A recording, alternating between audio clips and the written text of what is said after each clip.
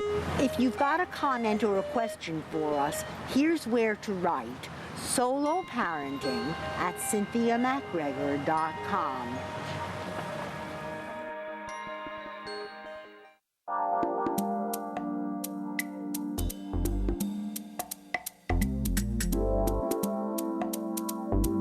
Good morning, solo parents. On today's family food segment, we're gonna make something that I've made since I was a very little girl. And I challenge all you moms out there to have one recipe to share with your daughter that she will take with her for the rest of her life, like I did with this recipe. My mom always called it a calzone. It's not a calzone. It's what my mom taught me how to make, so it's mama's version of a calzone. It is so simple, it is so easy to make. You can use any type of meat, cheese in this bread. It's great for the kids. They can make it the day before. You guys can bake it. They can take it to school for lunch the next day. And then it's kind of cool to have bragging rights and say, I made my sandwich for lunch today.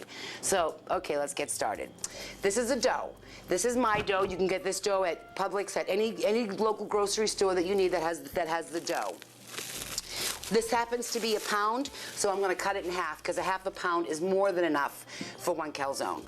So I'm gonna take it, very simple. I'm gonna cut the dough in half. I'm gonna put this aside. We can make two if we'd like with the two doughs. With how many kids you have, you can, make as many calzones. And each child can make the calzone. It's almost like making a pizza. All we're gonna do is just take the dough and we're gonna just stretch it, grab a rolling pin. I'm gonna roll it to about maybe 4 inches, and then 4 inches fat. Because we're gonna roll this up.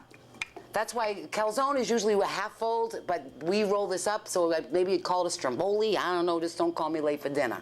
Call it whatever you want, but my mom called it a calzone. Okay, that's it.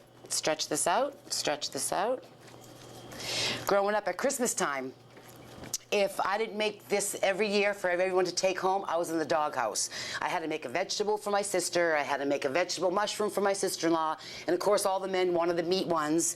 But it was a lot of fun, but that's something that my mom taught me that became tradition in our family. And it stood with me my whole life. So it'd be kind of fun for you moms to do a little tradition with your daughter that she can take throughout the holidays, and these are great for everything.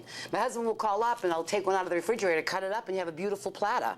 You can serve with a little bit of red gravy inside. No drama, very, very simple. Okay, what we're doing is I'm gonna use ham and cheddar cheese. You can use turkey, you can use bologna, you can use salami, you can use pepperoni, you can use any meat you want, but I particularly have ham. And you can use any cheese you want also. I'm using cheddar. These ones that I've pre-made, I've already have mozzarella. I use mozzarella in those ones. So it's usually any cheese. Clean out your fridge. Clean out your fridge, whatever meats, get creative.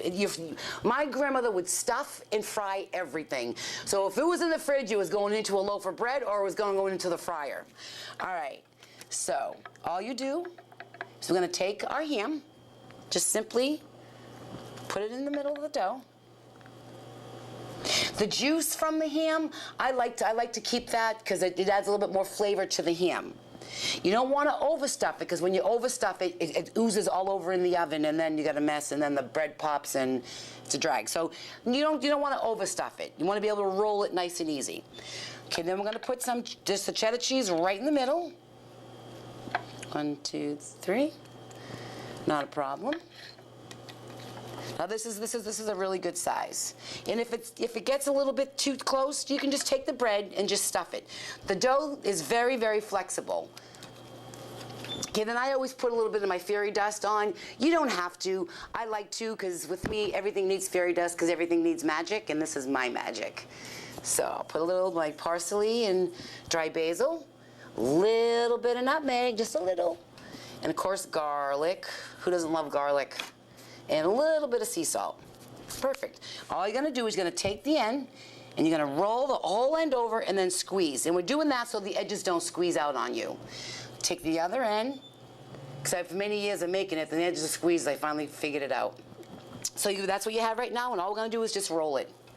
Once, twice, and then we'll just squeeze this together right here. Give it a little roll. Poke the ends under. so it looks nice and rounded. There you go. Perfect. And when you put it in the oven, it's going to rise up a little bit for you. Bake it in the oven for 25 to 35 minutes, and this is what you're going to end up with. These ones I made earlier. These ones are made with ham and mozzarella. But I want you to see what the inside looks like, because it looks really cool. I'm going to cut this baby up. Just cut it into ringlets. Oh, look at that. Isn't that pretty? Has the ham, it has the cheese, and I'll tell you, it is so delicious, it's not even funny. Look at that. And then you can make this into a platter with some gravy in the middle of it, and everyone thinks that you've just died and gone to heaven.